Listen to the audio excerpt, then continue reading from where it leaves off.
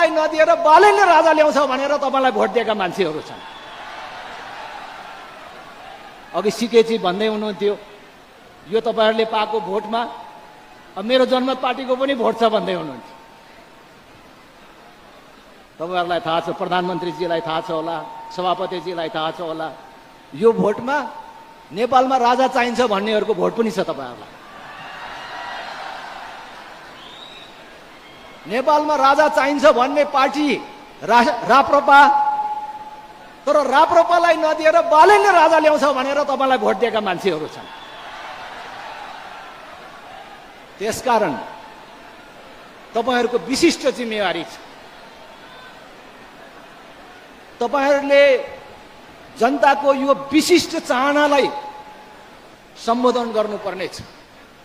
समस्या हामीले देखेका हिजोको नेताहरूमा मात्रै होइन, हामीले बारम्बार भनेका छौं, समस्या हिजोको नेताहरूमा पनि थियो। त्यसैले जनताले उनीहरूलाई बढारे। तर समस्या नेतामा मात्र होइन, उनीहरूले ल्याएको संविधान र संवैधानिक व्यवस्थामा पनि छ। त्यसकारण यो संविधानमा परिवर्तन र सुधार नगरिकन, देशमा एउटा राष्ट्रिय सहमति निर्माण नगरिकन देशले लिक पक्रिँदैन।